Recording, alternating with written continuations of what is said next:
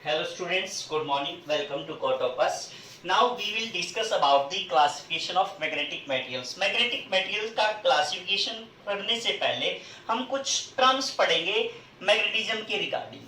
तो जो first term है that is magnetization intensity और intensity of magnetization. इसको I से भी डिनोट कर देते हैं, इंटेंसिटी ऑफ मैग्नेटाइजेशन की वजह से I से भी डिनोट कर देते हैं इंटेंसिटी के टर्म में, और मैग्नेटाइजेशन इंटेंसिटी के टर्म में अगर हम कंसीडर कर रहे हैं तो इसको हम M से भी डिनोट कर देते हैं. तो कई बार I से डिनोशन मिलेगी आपको और कई बार आपको M से मिलेगा डिनोटेड हुआ. क्लियर बच्चे? तो अब हम इस टर्म को स्टडी करेंगे कि मैग्नेटाइजेशन इंटेंसिटी होती क्या है. तो इसके लिए हमने कोई भी मैग्नेटिक मटेरियल कंसीडर किया, इस टाइप से हमने ये एक मैग्नेटिक मटेरियल कंसीडर किया, ठीक है, और एक ये हमारे पास दूसरा मैग्नेटिक मटेरियल है इस टाइप से, ये मैग्नेटिक मटेरियल है. क्लियर बच्चे? तो अब हमें ये देखना है कि भाई ये ज्यादा स्ट्रॉन्ग होगा या ये ज्यादा स्ट्रॉन्ग होगा. तो ये जो प्रॉपर्टी बताएगा तो उस प्रॉपर्टी को हम किससे रिलेट करेंगे बेटा? मैग्नेटाइजेशन इंटेंसिटी से डिनोट करेंगे. अब इसकी स्ट्रेंथ को फाइंड आउट करने के लिए हमने क्या किया, इसकी मैग्नेटिक मोमेंट निकाल दी. मींस अगर कोई पैरामीटर है जो ये बताएगा कि कौन सा मैग्नेट ज्यादा स्ट्रॉन्ग है, तो वो कौन सा पैरामीटर हमने पढ़ा था? मैग्नेटिक मोमेंट पढ़ा था, है ना? कौन सा पढ़ा था बेटा? मैग्नेटिक मोमेंट पढ़ा था. अब ये बताओ, जैसे मान लिया ये एक नॉर्थ पोल है, ये एक साउथ पोल है, इसमें भी क्या है, ये एक नॉर्थ पोल है, ये एक क्या है, साउथ पोल है, ठीक है. तो अब ये पता लगाना है कि आपने ये मैग्नेट अच्छा है या ये मैग्नेट अच्छा है, किस बिहाफ से हम इसको फाइंड आउट करेंगे. तो मैग्नेटिक मोमेंट क्या होती है एक्चुअल में, ये इनके बीच का सेपरेशन हमने 2L मान लिया, ये इसकी क्या मान ली हमने, पोल स्ट्रेंथ मान ली. ऐसे ये हमने इसकी पोल स्ट्रेंथ मान ली और ये इसके बीच का क्या आ जाएगा, 2L इसका सेपरेशन आ जाएगा. तो आपने मैग्नेटिक मोमेंट इसकी भी निकाली, M इज इक्वल टू क्या होता है, M इंटू 2L होता है, आइदर पोल स्ट्रेंथ इंटू में सेपरेशन बिटवीन देम. आपने इसकी भी पोल स्ट्रेंथ निकाल ली, M is equal to M into में क्या आ जाएगा, 2L आ जाएगा, है ना. तो अब आपने कैलकुलेशन करके ये बताया कि इसकी पोल स्ट्रेंथ इतनी है और इसकी पोल स्ट्रेंथ इतनी है. अलग अलग आपने दोनों की पोल स्ट्रेंथ मेजर की. अब आप कैसे बताओगे कि ये मटेरियल अच्छा है या ये मटेरियल अच्छा है? तो देखो हम किसकी तरफ जाएंगे, इसके वॉल्यूम की तरफ जाएंगे कि इसका वॉल्यूम कितना है. अगर इसका वॉल्यूम V है तो इसकी पोल स्ट्रेंथ इतनी है मान लिया, है ना. इसका वॉल्यूम भी हम कंसीडर करेंगे तो इसका वॉल्यूम V डैश है तो इसकी पोल स्ट्रेंथ हमने M डैश मान ली, है ना. तो अगर वॉल्यूम कितना होगा, 1 होगा, तो उसकी पोल स्ट्रेंथ कितनी हो जाएगी, M डैश डिवाइड बाय में V डैश हो जाएगी. अगर इसका वॉल्यूम कितना होता है, यूनिटी होता, तो हम क्या कर देते, M डिवाइड बाय में V कर देते. मींस हमने क्या किया कि इसका वॉल्यूम अलग है, इसका वॉल्यूम अलग है, इसकी पोल स्ट्रेंथ कुछ अलग हो सकती है, इसकी पोल स्ट्रेंथ भी क्या हो सकती है, अलग हो सकती है. उस पैरामीटर को हमने डिनोट किया. तो अब हमने कॉमन चीज बनाई, भाई ये बताए, जैसे मान लिया इसका मैग्नीट्यूड पोल स्ट्रेंथ का 18, इसका मैग्नीट्यूड आया कितना, 16 आ गया. तो अब कौन सा मैग्नेट अच्छा होगा, किसकी पोल स्ट्रेंथ ज्यादा है, ये 18 है, ये क्या है, 16 है ना. तो हम क्या कहेंगे कि इसका 18 मैग्नीट्यूड ज्यादा है. लेकिन हम ये भी तो देखेंगे बाद में कि भाई इसका कितना मटेरियल यूज हो रहा है, इसका कितना मटेरियल यूज हो रहा है ना, इसका कितना वॉल्यूम है और इसका कितना मटेरियल यूज हो रहा है, इसका कितना वॉल्यूम है. ये मान लिया वॉल्यूम इसका आ गया कितना, 36 सेंटीमीटर क्यूब आ गया, ठीक है. इसका वॉल्यूम कितना मान लिया हमने, 36 सेंटीमीटर क्यूब मान लिया. इसका वॉल्यूम कितना मान लिया हमने, 16 सेंटीमीटर क्यूब मान लिया, ठीक है. इसका वॉल्यूम 16 सेंटीमीटर क्यूब है और इसका कितना है, 36 सेंटीमीटर क्यूब है.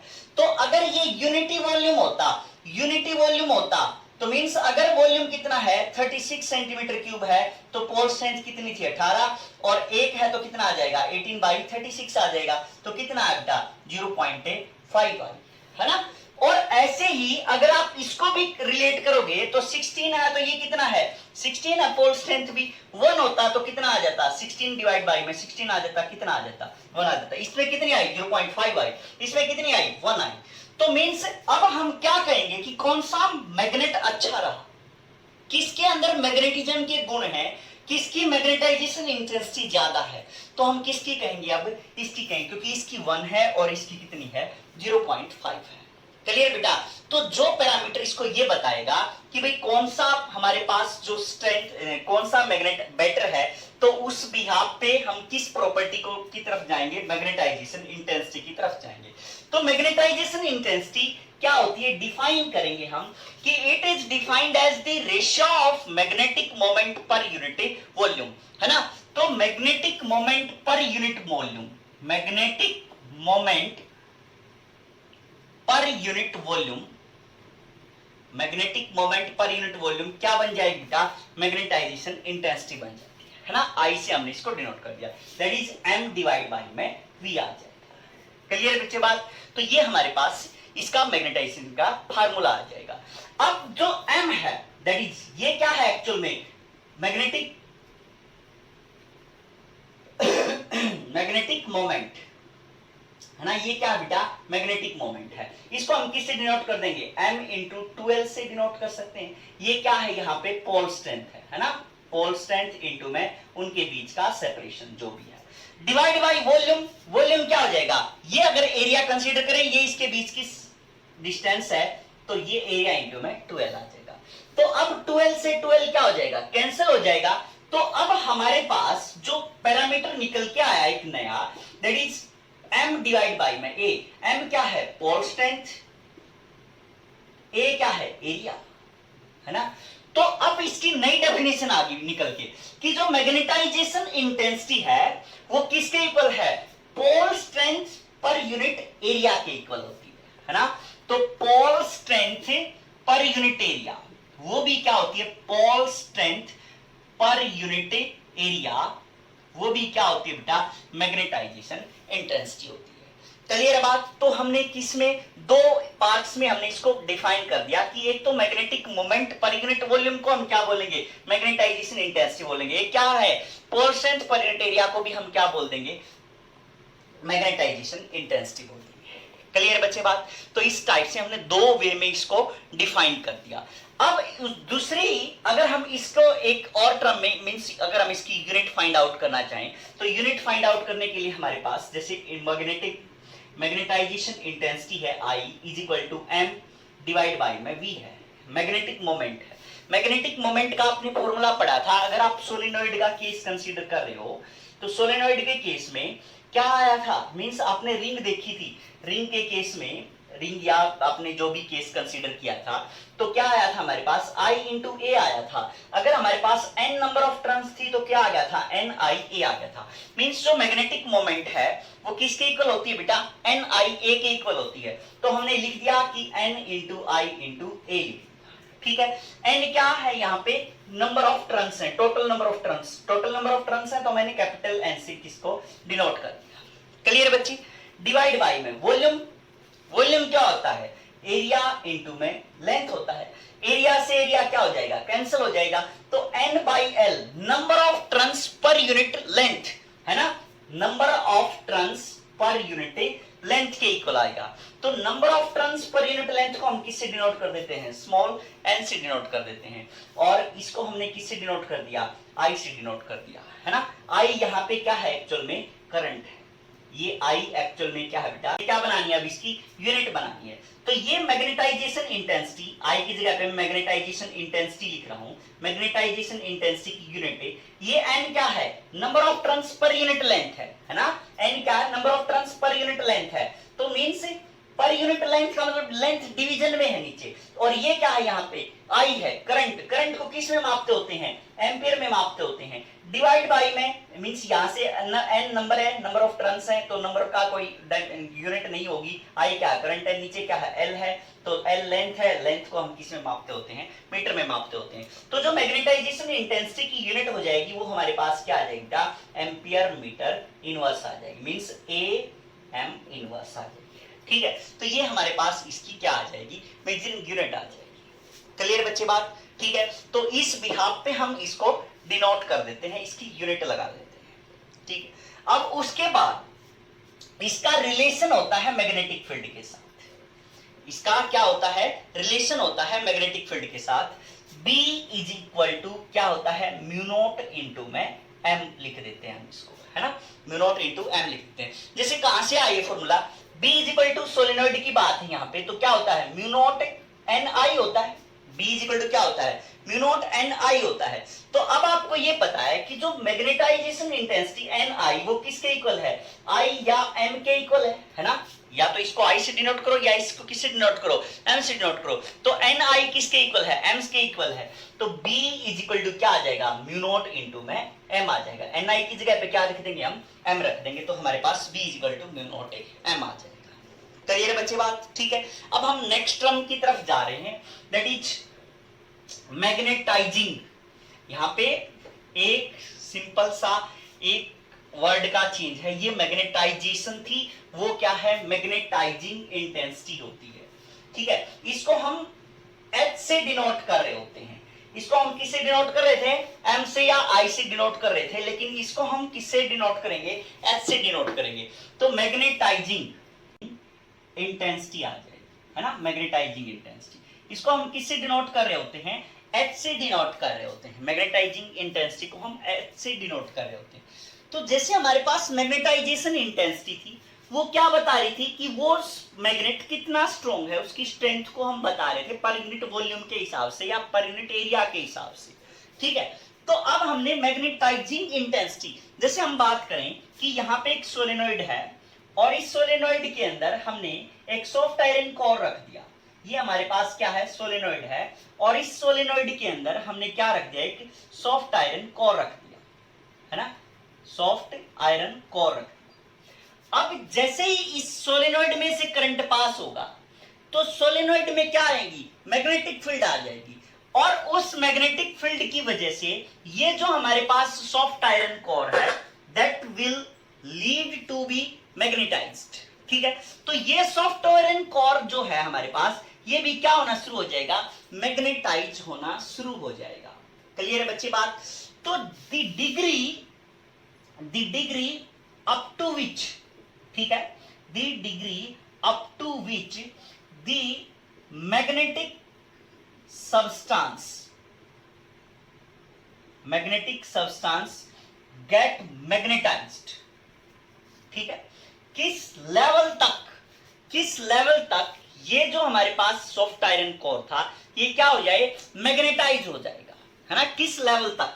अब ये लेवल किसके ऊपर डिपेंड कर रहा है, आप नंबर ऑफ टर्न्स बढ़ा दो इसकी, है ना, आपने क्या कर दिया, नंबर ऑफ टर्न्स इंक्रीज कर दिए। अगर आपने नंबर ऑफ टर्न्स इंक्रीज कर दिए तो सोलेनोइड की मैग्नेटिक फील्ड क्या होगी, इंक्रीज होगी। सोलेनोइड की मैग्नेटिक फील्ड इंक्रीज होगी तो सॉफ्ट आयरन कोर के अंदर मैग्नेटिज्म क्या होगा, और ज्यादा हो जाएगा, है ना। अगर आप नंबर ऑफ टर्न्स के अलावा क्या कर दो, करंट को क्या कर दो, इंक्रीज कर दो, करंट इंक्रीज हो जाएगा तो मैग्नेटिक फील्ड, क्योंकि B इज इक्वल टू क्या होता है बेटा, म्यू नॉट एन आई होता है ना सोलेनोइड के अंदर।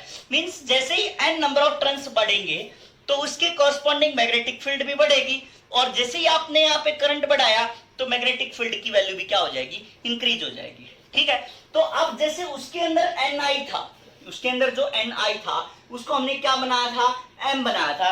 तो सेम पैटर्न में हम यहाँ पे B इज इक्वल टू क्या लिख देंगे, म्यू नॉट इंटू में H लिख देंगे। तो ये जो एन आई है ये जो डिपेंड कर रहा है इसी को हम क्या बोलेंगे बेटा, मैग्नेटाइजिंग इंटेंसिटी का नाम देंगे। मींस मैग्नेटाइजिंग इंटेंसिटी है, मींस ये क्या कर रहा है, मैग्नेटाइज कर रहा है किसको, किसी भी मैग्नेटिक मटेरियल को, है ना, किसी भी मटेरियल को जिसके अंदर मैग्नेटिज्म आ सकता है उसको क्या कर रहा है, ये मैग्नेटाइज कर रहा है। क्लियर है बात, ठीक है। जैसे अगर हम दोनों को रिलेट करें कि मैग्नेटाइजेशन इंटेंसिटी और मैग्नेटाइजिंग इंटेंसिटी में क्या फर्क होता है। मैग्नेटाइजेशन इंटेंसिटी, है ना, एम से हम इसको डिनोट करते हैं, उसको हम एम से डिनोट कर रहे हैं। देखो अब मैग्नेटिक फील्ड कौन जनरेट कर रहा है, सोलेनोइड जनरेट कर रहा है। मींस मैग्नेट बनाने का काम कौन कर रहा है, ये सोलेनोइड कर रहा है। किसको बना रहा है, ये सॉफ्ट आयरन को बना रहा है ना। तो अब इसके अंदर जो टोटल मैग्नेटिक फील्ड होगी वो इसकी वजह से भी होगी और इसकी वजह से भी होगी, इन दोनों की वजह से होगी, सॉफ्ट आयरन कोर की वजह से भी और सोलेनोइड की वजह से भी। तो जो नेट मैग्नेटिक फील्ड आएगी वो magnetic field due to solenoid plus magnetic field due to क्या लिख देंगे हम, सॉफ्ट आयरन कोर, दोनों की वजह से आएगी, है ना। तो अब एक बात बताओ, ये सोलेनॉइड के अंदर, सोलेनॉइड की जो मैग्नेटिक फील्ड है उसको हम किसके टर्म में लेंगे? मैग्नेटाइजिंग इंटेंसिटी के टर्म में, क्योंकि ये मैग्नेटिज्म के गुण दे रहा है इसको। तो दैट इज इक्वल टू हम क्या लिख देंगे? म्यू नॉट इनटू में एच लिख देंगे, प्लस सॉफ्ट आयरन के अंदर भी क्या आ गया? मैग्नेट मींस सॉफ्ट आयरन भी किसकी तरह काम करने लगा? मैग्नेट की तरह काम करने लगा, मींस सेल्फ मैग्नेट बन गया ये भी अब, क्योंकि इसमें से इसने क्या बना दिया? इसको सॉफ्ट आयरन को भी मैग्नेट बना दिया है। तो अब ये खुद की मैग्नेटिक फील्ड जनरेट कर रहा है, खुद की भी तो क्या कर रहा है? मैग्नेटिक फील्ड जनरेट कर रहा है। तो खुद की जो है मींस कितना स्ट्रॉन्ग बन चुका है ये, उसको किससे हम मेजर करेंगे? मैग्नेटाइजेशन इंटेंसिटी के हेल्प से मेजर करेंगे। तो यहाँ पे मैंने क्या लिख दिया? म्यू नॉट इनटू में एम लिख देंगे, क्योंकि इसकी वजह से जो हमने मैग्नेटिक फील्ड के रिलेशन देखा था that is mu naught into में एम देखा था हमने। तो ये दोनों हमने डिनोट कर दिए। तो जो नेट मैग्नेटिक फील्ड आएगी वो इन दोनों की वजह से आएगी, mu naught H plus mu not M हो जाएगा। मींस मैग्नेटाइजेशन इंटेंसिटी की वजह से भी और मैग्नेटाइजेशन इंटेंसिटी की वजह से भी, दोनों की वजह से हमें इसके अंदर मैग्नेटिज्म देखने को मिलेगा। क्लियर है बच्चे बात? ठीक है। इसकी जो मेजरिंग यूनिट होती है सेम एनआई है, तो यहाँ पे क्या आ जाएगी? एम्पियर मीटर इनवर्स आ जाएगी। ठीक है। अब इसकी एक और यूनिट होती है मेजरिंग यूनिट, इसको हम ओरेस्टिड बोलते हैं। ठीक है। और वो ओरेस्टिड साइंटिस्ट के नाम के रिगार्डिंग रिस्पेक्ट में ही दिया गया था इस यूनिट को। तो वन जो ओरेस्टिड होता है, वन ओरेस्टिड कितने के बराबर होता है? 1 गॉस डिवाइड बाई में म्यू नॉट के बराबर होता है। ठीक है। और 1 गॉस बाई म्यू नॉट जो होता है, 1 गॉस किसके इक्वल होता है? 10⁻⁻⁴ टेस्ला डिवाइड बाई में म्यू नॉट की वैल्यू पता है आपको 4 पाई इंटू में 10⁻⁷ होगी। ठीक है। तो उसके रिगार्डिंग जब आप इसको कैलकुलेट वगैरह करोगे तो क्या आ जाएगी? 80 एम्पियर पर मीटर आ जाएगी। ठीक है। तो जो 1 ओरेस्टिड होता है वो किसके इक्वल होता है बेटा? 80 एम्पियर पर मीटर के बराबर होता है। ठीक है। तो इस हिसाब से आप इस मैग्नेटाइजिंग इंटेंसिटी को भी सोल्व कर सकते हो। क्लियर है बच्चे बात? ठीक है। फिर नेक्स्ट प्रॉपर्टी आती है मैग्नेटिक परमिएबिलिटी। ठीक है। मैग्नेटिक परमिएबिलिटी क्या होती है?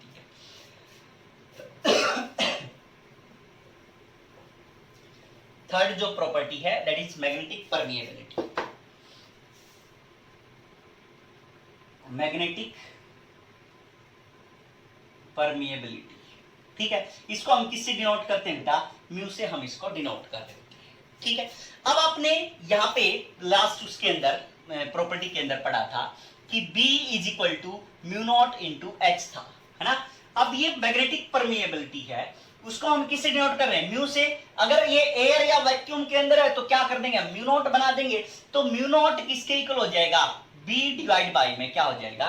H हो जाएगा, है ना? B divide by H means ये क्या है? मैग्नेटिक फील्ड है ना? Magnetic field. और ये H क्या है? मैग्नेटाइजिंग इंटेंसिटी है ना?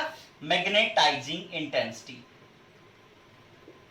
तो इसकी डेफिनेशन बहुत इजी बन गई है कि it is defined as the ratio of the magnetic field to the magnetizing intensity. दोनों की रेशियो को हम क्या बोल देते हैं? मैग्नेटिक परमिएबिलिटी बोल देते हैं।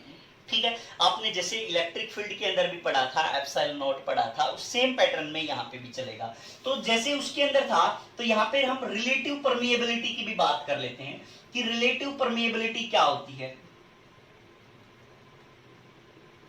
ठीक है। रिलेटिव परमिएबिलिटी म्यू आर से हम इसको क्या कर देते हैं? डिनोट कर देते हैं, है ना? जैसे आपने एक बात बताओ बेटा, उसके अंदर रिलेटिव परमिटिविटी थी। रिलेटिव परमिटिविटी को हम किसके क्या किससे डिनोट कर देते थे? के से डिनोट कर देते थे। और के इज इक्वल टू क्या था हमारे पास? एफ नॉट डिवाइड बाई में एफ एम या E not electric field in air to the electric field in medium. इस टाइप से हम उसको क्या करते थे? डिनोट करते थे, है ना? तो सेम पैटर्न में जब आप इसको 1 बाई एप्सिलॉन नॉट कर रहे थे, 1/4 पाई एप्सिलॉन नॉट की टर्म में ले रहे थे, तो यहाँ पे क्या आ गया था?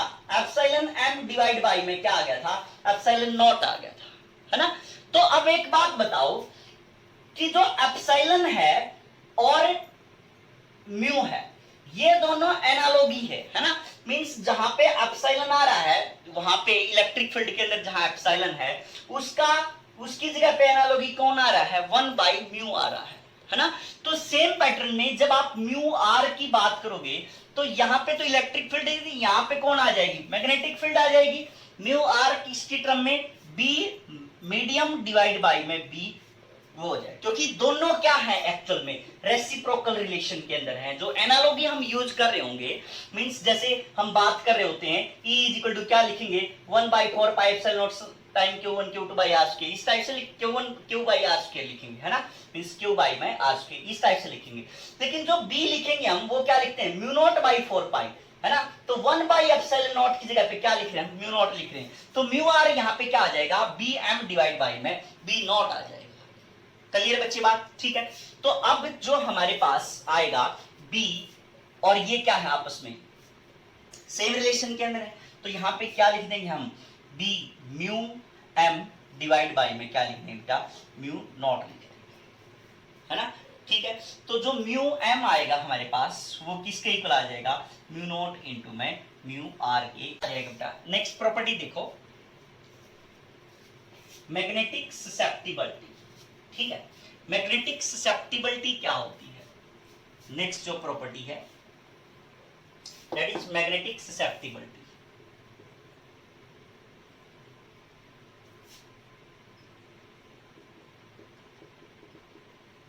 इसको हम किससे डिनोट करते हैं, चाई से डिनोट कर रहे हैं, ठीक है, चाई से हम इसको डिनोट करते हैं, और ये मैग्नेट है तो यहाँ पे हमने एम से डिनोट कर दिया इसको। क्लियर है बच्चे बात, ठीक है। अच्छा, अब उसके बाद देखो कि इसको हम डिफाइन कैसे करेंगे, तो ये एक्चुअल में जो मैग्नेटिक ससेप्टिबिलिटी होती है ये रेशियो होती है किस किस की, magnetization intensity to the magnetizing intensity, है ना, किस किस की, magnetization intensity to the magnetizing intensity. कैसे, देखिए एक बात बता रहे हैं हम, जैसे हमने हमारे पास ही सोलेनॉइड था, ठीक है, सोलेनॉइड ने क्या किया, मैग्नेटाइज किया H से, है ना, और इसके अंदर क्या आया, यहाँ पे M डिनोट कर दिया हमने इसको, है ना, मींस जो इसकी इंटेंसिटी है वो N से, और ये वाली थी तो इसको कौन मैग्नेटाइज कर रहा था, सोलेनॉइड मैग्नेटाइज कर रहा था, और ये मैग्नेटाइज हो रहा था, है ना।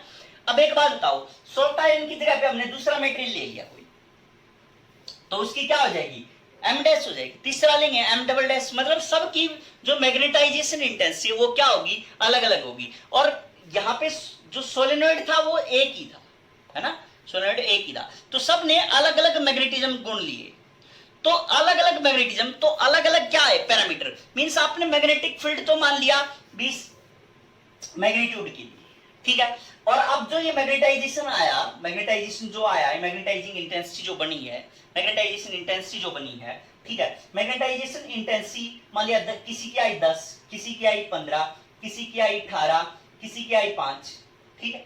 तो अब किसने अच्छे से, ये वही बात होगी कि जैसे मैंने सभी को पढ़ाया, ठीक है, किसी के कुछ समझ आया, किसी के कुछ समझ आया, किसी के 50% समझ आया, किसी को 60% समझ आया, किसी को 70% समझ आया, है ना, पढ़ाया सेम ही था।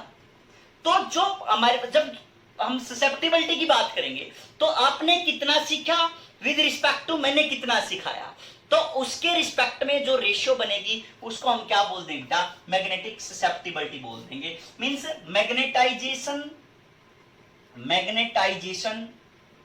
Intensity to the magnetizing intensity, ठीक है, ये जो दोनों की क्या होती है, रेशियो होती है, इसको हम चाई से डिनोट करते हैं, और ये इन दोनों के बीच रिलेशन होता है, chi is equal to M by में H, ठीक है। अब बाकी के बीच में भी हम रिलेशन निकाल सकते हैं, ठीक है, जैसे रिलेशन जैसे हमने इसी की टर्म में अगर नेट मैग्नेटिक फील्ड की बात करें तो B इज इक्वल टू क्या आ जाएगा हमारे पास, mu naught H plus mu naught M आ जाएगा, है ना, इसकी टर्म में बात करें तो mu naught H plus mu naught M आ गया, मींस नेट मैग्नेटिक फील्ड ये आ गया।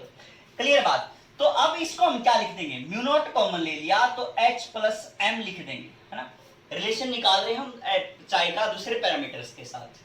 तो अब ये B क्या होता है, म्यू H होगा, है ना, तो mu H is equal to mu naught H, अगर मैं यहाँ पे कॉमन लूं तो 1 प्लस M बाई H हो जाएगा, H कॉमन ले लिया तो यहाँ पे क्या बच जाएगा, M बाई H बच जाएगा। तो M बाई H किसके इक्वल होता है, चाई के इक्वल होता है, तो यहाँ क्या लिख दिया मैंने 1 प्लस चाई M लिख दिया, ठीक है। H से क्या हो गया, H कैंसिल हो गया, इज इक्वल टू क्या आ गया, म्यू नॉट। अब म्यू किसके इक्वल होता है, म्यू किसी भी मीडियम की अगर आप बात कर रहे हो तो म्यू एम जो देखा था हमने वो म्यू नॉट इंटू में क्या था बेटा, म्यू आर था, है ना। म्यू एम जो प्रीवियस उसके अंदर mu naught into M R था, तो यहाँ पे लिख दिया मैंने म्यू नॉट इंटू में म्यू आर। म्यू नॉट से म्यू नॉट क्या हो जाएगा, कैंसिल हो जाएगा, तो mu R is equal to क्या आ जाएगा, 1 प्लस चाई एम आ जाएगा, है ना। तो ये हमारे पास रिलेटिव परमिएबिलिटी आ गई। रिलेटिव परमिएबिलिटी का इसके साथ रिलेशन आ गया, चाई के साथ इसका रिलेशन आ गया, ठीक है। अब इसी टर्म में अगर आपने रखना है तो ये क्या आ जाएगा, B is equal to mu naught H into 1 plus में चाई एम आ जाएगा, है ना। अगर आप यहां से B की वैल्यू एज इट इज रख दी, mu H, mu naught as it is, ये H रख दिया हमने, तो 1 प्लस एम बाई एच क्या है, चाई है। तो ये वेरियस पैरामीटर्स के अंदर रिलेशंस हो सकते हैं, आपस में किसी भी रिलेशन को आप कैलकुलेट कर सकते हो। कुछ पैरामीटर गिवन होंगे, कुछ से हम क्या कर लेंगे, निकाल लेंगे। तो ये पैरामीटर्स आपने याद रखने हैं, ठीक है। एक पैरामीटर ये हो गया, एक हमारे पास रिलेशन ये हो गया, ठीक है, एक हमारे पास रिलेशन ये हो जाता है, ठीक है। तो इस हिसाब से आप इसको याद कर सकते हो। अब दूसरी बात थी, अगर इसकी value depending upon the classification of magnetic material कि किस टाइप का मैग्नेटिक मटेरियल है, इस चाई की वैल्यू नेगेटिव भी हो सकती है और पॉजिटिव भी हो सकती है, ठीक है। तो अगर इस चाई की वैल्यू नेगेटिव हो जाए, मींस अगर चाई एम क्या आ जाए हमारे पास, नेगेटिव आ जाए, तो म्यू आर क्या बन जाएगा, mu R is equal to 1 plus, इसकी नेगेटिव वैल्यू पुट करके देख लो एक बार, जैसे मैंने -2 कंसीडर कर लिया यहाँ पे, है ना। तो क्या आएगी, म्यू आर की वैल्यू क्या आ जाएगी, -1 आई, दैट इज लेस देन 1 आएगी, है ना। कितनी आएगी बेटा, लेस देन 1। अगर यहाँ पे -1.5 होता तो -0.5 आ जाती, है ना, तो भी क्या आती, वो लेस देन 1 आती। मींस अगर चाई एम की वैल्यू क्या है, नेगेटिव है, तो हमारे पास जो म्यू आर की वैल्यू आएगी दैट इज लेस देन 1 रहेगी, ठीक है। और अगर इसकी वैल्यू आप पॉजिटिव कर दो, चाई एम की वैल्यू क्या कर दोगे, पॉजिटिव कर दोगे, तो उस केस में म्यू आर की वैल्यू क्या आ जाएगी, 1 प्लस पॉजिटिव 1 समथिंग जो भी लोगे आप, तो that will always greater than कितनी होगी, 1 होगी। तो उस केस में जो म्यू आर होगा that is always greater than 1 होगा। क्लियर बच्ची बात। तो इस टाइप से आपने डिफरेंट पैरामीटर्स के बीच रिलेशन भी आप फाइंड आउट कर सकते हो। क्लियर बच्ची बात, ठीक है। तो अब हम इसकी ऊपर कुछ न्यूमेरिकल्स करने जा रहे हैं। जैसे हमने यहाँ पे कंसीडर किया कि एक आयरन रॉड है मान लिया, ठीक है। मैं यहाँ पे ये रिलेशन लिख रहा हूँ, बाकी सारे रिलेशन इनका हम यूज करेंगे बेटा, ठीक है। चाई एम, ठीक है, किसके इक्वल है, एम बाई एच के इक्वल है, ठीक है। और mu M is equal to क्या है, म्यू नॉट इंटू में म्यू आर है। ये गिवन होगा, ये गिवन होगा, जो भी गिवन होगा उसके हिसाब से हम रिलेशन फाइंड आउट करेंगे। तो B इज इक्वल टू क्या होता है, म्यू नॉट H होता है, B इज इक्वल टू क्या होता है, म्यू नॉट M होता है। जब हम कॉम्बिनेशन की बात कर रहे होंगे तो B इज इक्वल टू क्या आ जाएगा, इन दोनों का कॉम्बिनेशन आ जाएगा, म्यू नॉट M आ जाएगा, ठीक है। फिर बाद में हमने एक रिलेशन ड्राइव किया था कि म्यू आर किसके इक्वल होता है, 1 प्लस में चाई M के बराबर होता है, ठीक है। तो ये हमारे पास जो हमने कैलकुलेशन की है प्रॉपर्टीज के बारे में, उसके बिहाफ पे हम न्यूमेरिकल्स यहाँ पे स्टडी करेंगे। क्या कहा गया है कि एक मान लिया हमने एक आयरन रोड थी, ठीक है, और उसकी मैग्नेटाइजिंग इंटेंसिटी, ठीक है, मैग्नेटाइजिंग इंटेंसिटी, मैग्नेटाइजिंग इंटेंसिटी,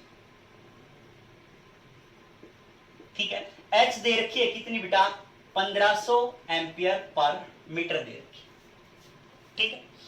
और जो हमारे पास रिलेटिव परमिएबिलिटी दे रखी है वो कितनी दे रखी है, 5000 दे रखी है मान लिया, ठीक है।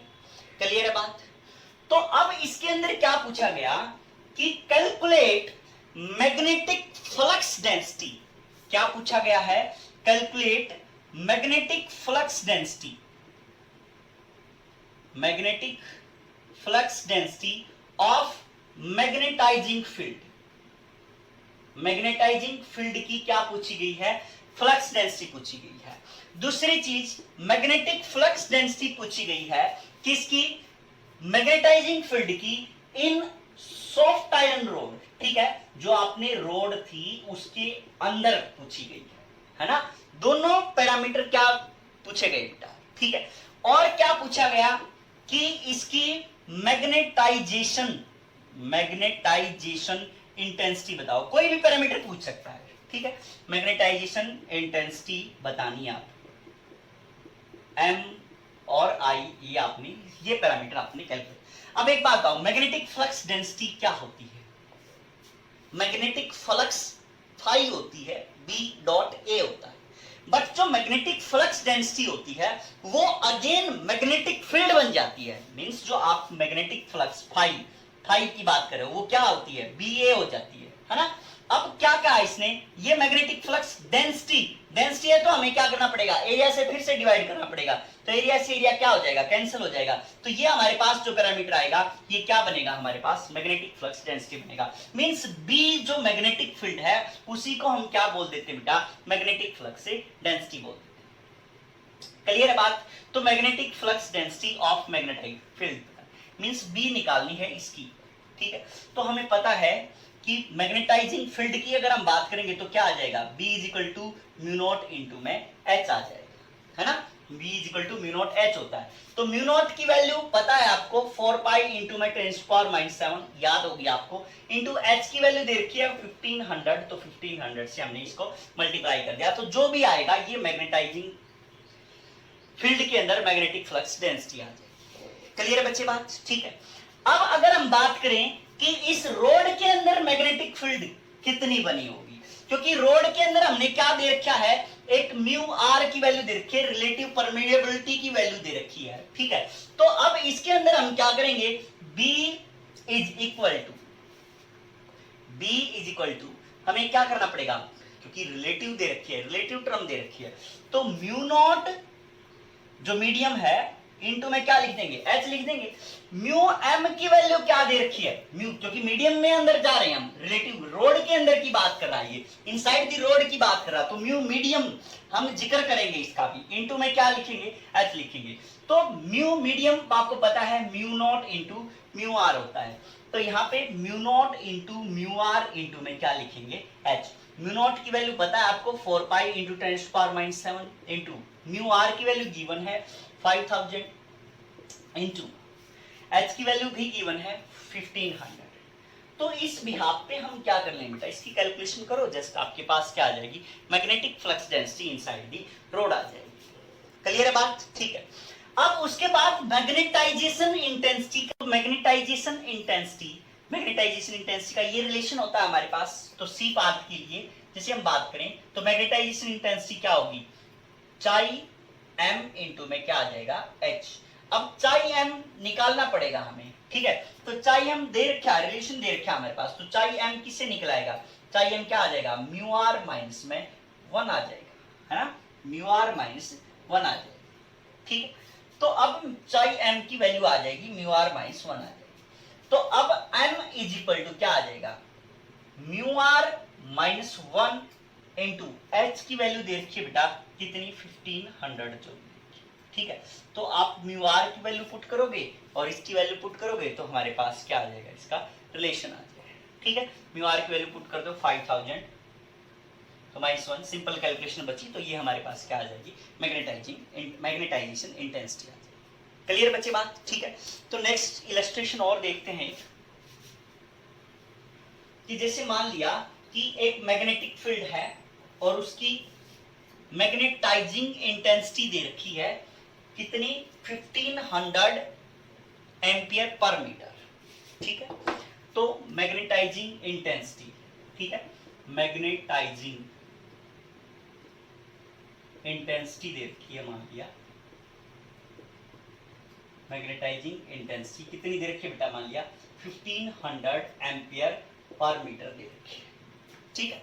अब दूसरी चीज क्या है कि मैग्नेटिक फ्लक्स दे रखी है, और उसकी क्या दे रखी है, मैग्नेटिक फ्लक्स दे रखी है। मैग्नेटिक फ्लक्स जितनी भी मान लो आप, जैसे हमने मान लिया कि 2.4 इंटू में 10⁵ वेबर, ठीक है। तो एक बार एक के अंदर है, एक बार इस टाइप से हमने कंसीडर किया हुआ है ना, और उसका कुछ न कुछ क्या दे रखा है, क्रॉस सेक्शनल एरिया दे रखा है। इस बार का क्या दे रखा है, मान लिया क्रॉस सेक्शनल एरिया दे रखा है कितना, जैसे मान लिया कुछ भी मान लो आप 0.5 सेंटीमीटर स्क्वायर, ठीक है, इस टाइप से हमने मान लिया। तो उसके अंदर पूछा गया है कि ससेप्टिबिलिटी बताओ कितनी होगी, ससेप्टिबिलिटी, ससेप्टिबिलिटी, और कितने भी पैरामीटर पूछ सकता है, म्यू पूछ लिया आपसे, ठीक है, इस आयरन बार का आपसे क्या पूछ लिया जाएगा, ससेप्टिबिलिटी पूछ ली जाएगी और म्यू पूछ लिया जाएगा, ठीक है। ये पैरामीटर्स गिवन है। मैग्नेटाइजिंग इंटेंसिटी दे रखी है 1500 एम्पीयर पर मीटर, मैग्नेटिक फ्लक्स दे रखी है, एरिया दे रखा है, ससेप्टिबिलिटी पूछ ली एंड म्यू पूछ ली, ठीक है।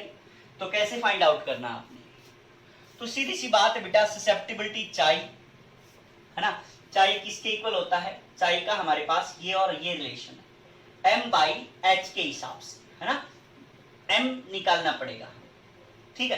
तो m कहां से निकालेंगे, हमारे पास कोई क्लू नहीं है इसके लिए, ठीक है। तो कैसे निकालेंगे, हमें ये पता है कि फाई दे रखा है, फाई दे रखा है तो क्या होता है, वो बी डॉट ए होता है, बी ए होता है। तो मैग्नेटिक फ्लक्स दे रखी है कितनी, 2.4 इंटू में 10⁵ डिवाइड बाई में एरिया दे रखा है 0.5, है ना, सेंटीमीटर स्क्वायर है तो सेंटीमीटर स्क्वायर के नाम का क्या हो जाएगा, 10⁻² इंटू में 10⁻² हो जाएगा, है ना, दैट इज इक्वल टू किसके इक्वल आ जाएगा बेटा, मैग्नेटिक फील्ड के इक्वल आएगा, है ना, phi is equal to B A होता है, तो ये डिवाइड होके यहाँ पे एरिया लिख दिया, ठीक है। तो अब हमारे पास ये वैल्यू आ गई 2.4 डिवाइड बाई में 0.5 इंटू में 10⁻⁴ कितना आ जाएगा, यहाँ पे 5 है और ये माइनस का ये यहाँ पे प्लस हो जाएगा, दैट इज इक्वल टू क्या आ जाएगी हमारे पास, मैग्नेटिक फील्ड इंटेंसिटी।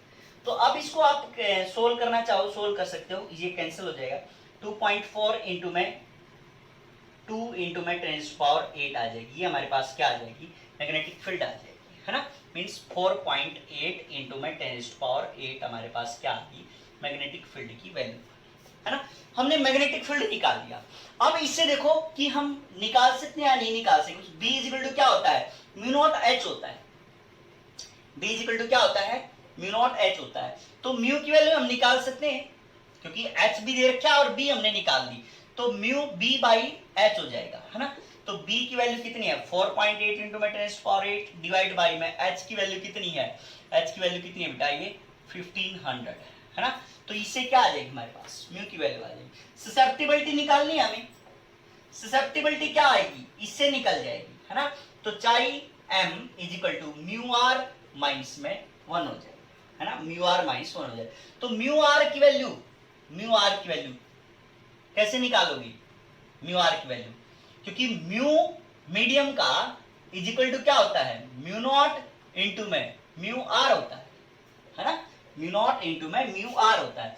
तो अब म्यू एम निकाल लिया हमने, म्यू एम निकाल लिया, ठीक है, म्यू एम की वैल्यू आ गई, डिवाइड बाई में म्यू नॉट करोगे, म्यू नॉट की वैल्यू पता है तो क्या आ जाएगा हमारे पास, म्यू आर आ जाएगा, है ना। तो म्यू एम की वैल्यू ये दे रखी है 4.8 इंटू 10⁸ डिवाइड बाई में 1500, है ना, डिवाइड बाई म्यू नॉट की वैल्यू कितनी होती है 4 पाई इंटू 10⁻⁷, ठीक है। तो माइनस का क्या कर दोगे, 1 कर दोगे तो हमारे पास किसकी वैल्यू आ जाएगी, चाई की वैल्यू आ जाएगी, ठीक है। तो इस टाइप से आपने सोल्व कर, थैंक यू बच्चे।